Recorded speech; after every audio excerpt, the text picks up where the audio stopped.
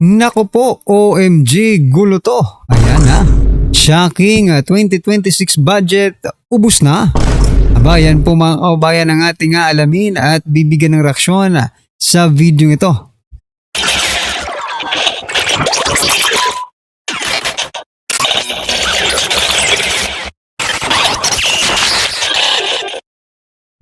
So ito mga karbi natin, pasadahan po muna natin itong mga nagte-trending na mga balita dito po sa mundo ng social media. Nako po, ito mga kabayan, palaki ng palaki ang gulong kinasasangkutan ng Pilipinas. Ayan mayroon na po tayong sigalot dito sa West Philippine Sea.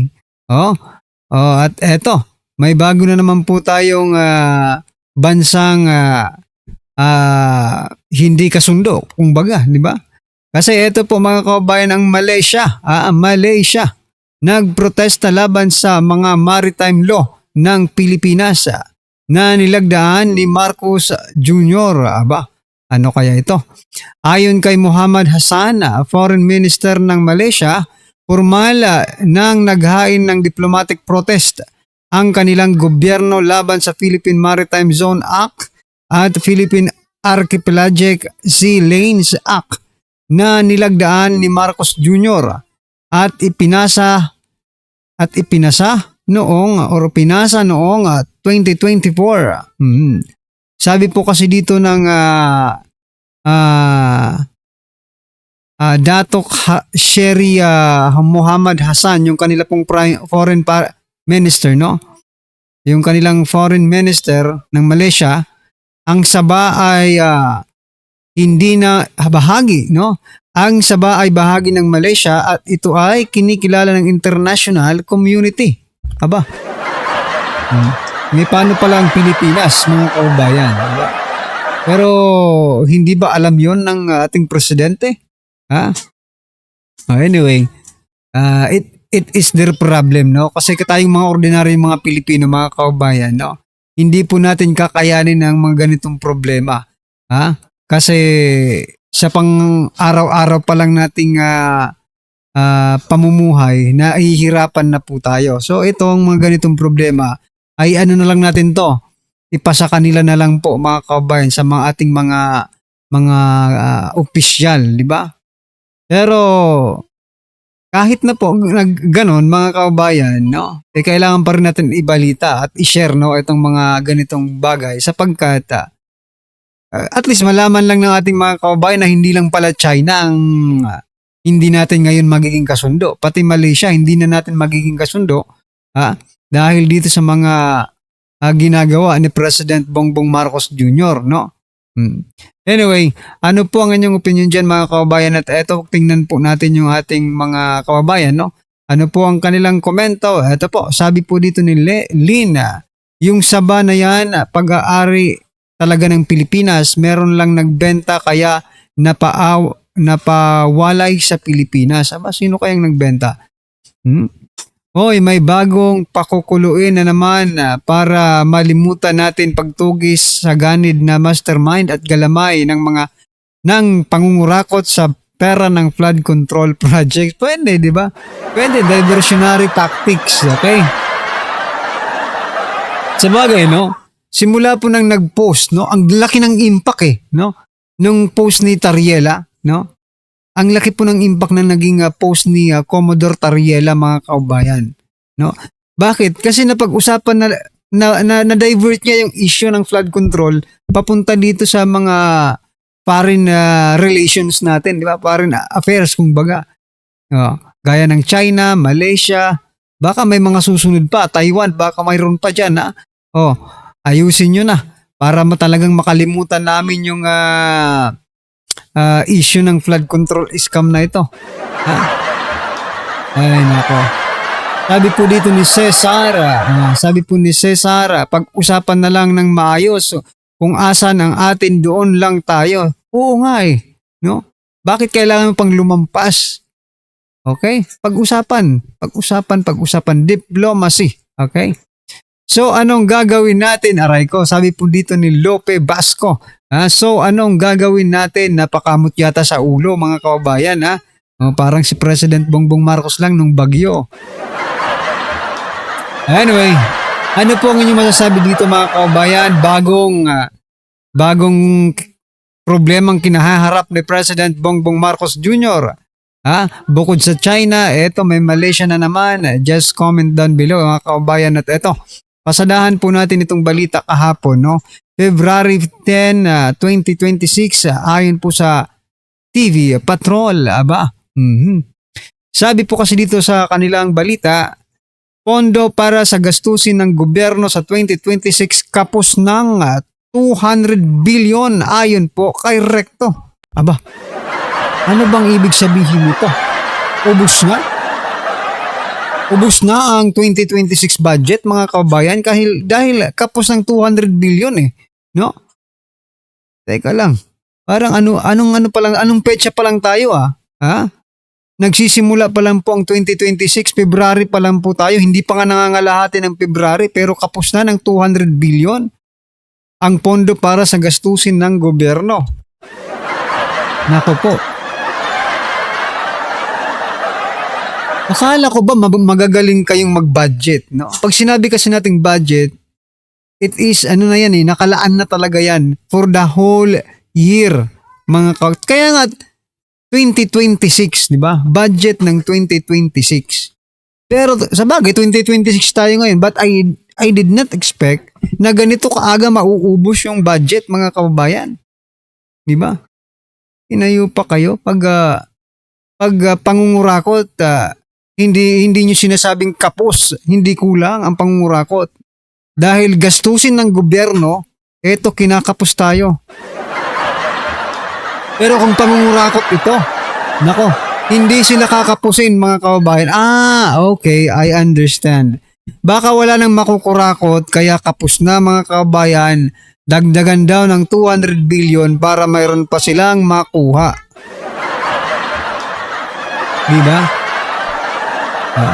Grabe itong mga ito Kasi simula pa lang. Eto, sabi po dito ni Jessa, solusyon Recto, let's make a tax. Yari na naman tayo nito. Nakakalungkot mang isipin mga kababayan pero mukhang yun na naman ang patutunguhan nito. Magdadagdag na naman sila ng tax. Or mag-create na naman po sila ng panibagong tax. Paano na lang tayo nito? Diba? Sabi po dito ni Francis, funny but also sad kasi yan talaga ang balak ni Rectom. Oo nga Dagdag pahirap lang yan sa atin. Increase 14% VAT. Aray ko po. Grabe. Ay nako. Ito isa pa. Sabi po dito ni Jocelyn, wala pa sa kalahati ng taon, low budget na agad, wala pang nagawa. Correct ko. Ay grabe. Anyway, ano po ang inyong masasabi dyan mga kababayan? Just comment down below at eto. Ulitin ko lang po sa inyo yung statement nila or yung balita dito. Sabi po, pondo para sa gastusin ng gobyerno sa 2026 kapos ng 200 billion. Ayon po yan kay Recto. Just comment down below your opinion mga kababayan at eto. Pasadahan po natin ang video ito na kung saan, suko, surrender po itong si Kiko kay Alan Peter Cayetano. Kiko Pangilinan versus Alan Cayetano mga kababayan. Ay, wala talaga. Ito, pakinggan po natin itong mga kababayan kung paano sinabon, dinurog itong si Pangilinan. Ito na po. Mr. President, may I finish? I allow the gentleman to finish. You can answer after me. That is the decorum here. Do you want to see a meme? We should support Malacanang's position and we should support this resolution, Mr. President. No. Sabi niya, Members of the House, Mr. President, Members I'm of not the yet Senate. finished. Please don't interrupt. Konting decorum lang tayo po. Kaya humaba yung discussion, simple lang ang tanong ko Official duty ba ng isang general maglabas ng caricature ng Pangulo ng ibang bansa? Kasi obvious ang sagot doon, hindi. But everyone knows na mali na tirahin mo yung Pangulo ng isang bansa with caricatures na naka-uniforme, general ka pa. Sa atin, nakita nyo naman po, kumakamay, lumapit ang Pangulo. Was that APEC or ASEAN, di ba? Just so that ma-communicate, may dispute tayo pero neighbors tayo. For whatever purpose, I admired President Marcos for going near the Chinese president. And then may general ka, ganito nangyayari, tapos hindi kayang sabihin ng Senado, mali. So the gentleman from Pampanga expects the Senate to say na mali ang Chinese ambassador sa pakikisagutan kay Senator Risa sa kanya, pero wala tayong wherewithal, wala tayong pakialam, sabihin sa isang general, boss, mali ka naman kasi. Paulit-ulit po ang gentleman from Pampanga na parang ako may kasalanan na pinag-uusapan po si Senator Tariela, tinamad po sila na ilagay ang mga pangalan ng Anong Senator Tariela? Ha? Hindi naman Senador Tariela Senator Alan Peter Cayetano, ha? Mukhang gusto mong bigyan kami ng kaunting hint, no? Patungkol dito sa mga ginagawa ni Senator Tariela. Ayan, Senator Tariela, ha?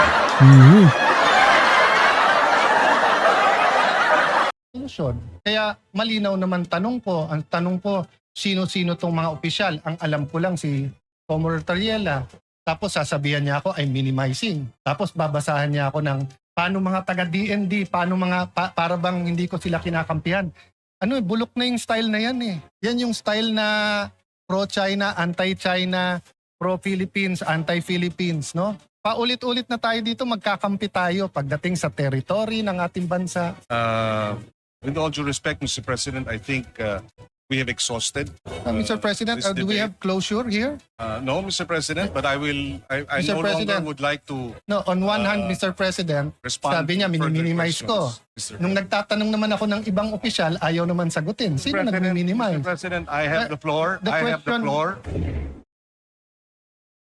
So I was just trying to explain to my good friend, Senator Pangilinan, we both believe in what we're fighting for, moral ascendancy. So if we pass the resolution in its general form without saying the statements, if there are officials, again, Mr. President, ulitin ko I'm not against Commodore Tariela. For all I know, he did 1,000 good things. Pero yung isa na naka-uniforme siya na may caricature, undiplomatic, hindi official yon. So I would rather, Mr. President, that we make it clear that we cannot vote on a resolution condemning statements, even if you say the nature of the statements without knowing the statement.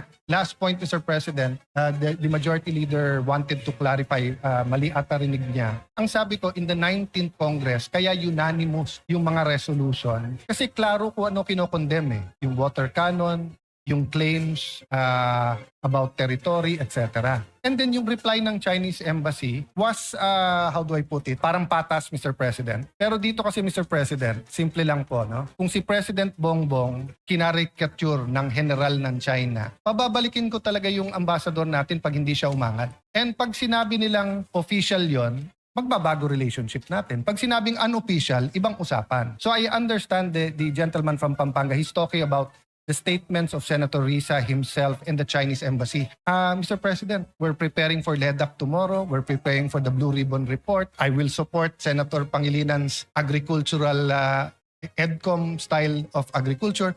So we cannot take judicial notice, Mr. President. Even in the court, the gentleman from Pampanga said take judicial notice. What that means in court is that hindi mo Mr. President, I did not nasusundin say- yung... Yes. Point of order. I did not say judicial notice, Mr. President. I don't know where that came I stand corrected, Mr. President. But he said obvious dahil sa nature. Hindi pwedeng ang obvious, Mr. President, because the resolution in its four corners should contain what we are condemning. If it's not there, it will be a bad precedent. So may I appeal to the gentleman from Pampanga. Lagyan natin nung kung ano yung statements. You don't Maybe- have to put all. We will accede, Mr. President. I will now read a number of statements from the official website and account of the Chinese embassy. in Wait, Manila. hold on, Your Honors. If you will be reading it into the records, are you going to put it as an amendment? No, if Mr. you President, just for the information of the because instead of attaching it, Mr. President, we will just place it on record so that that will suffice in terms of being able to For provide reference. for reference, Mr. All right, Mr. let's do it that Mr. way. President, just for comfortability, I'd rather it be an annex or an amendment. Kasi pag binasa lang dito, Mr. President, mahirap Kailangan pagka binunot Well- natin sa bills.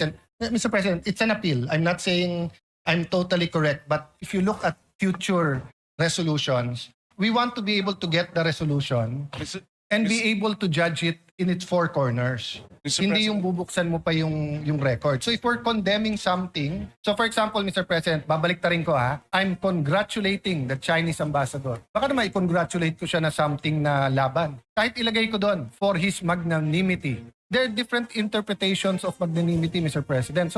So I can shorten my interpolation so we can go to the amendments. But Yes, I was thinking of that. Why don't we terminate the period of interpellation and go into the period of amendments and therefore place that on record or an annex or something to that effect?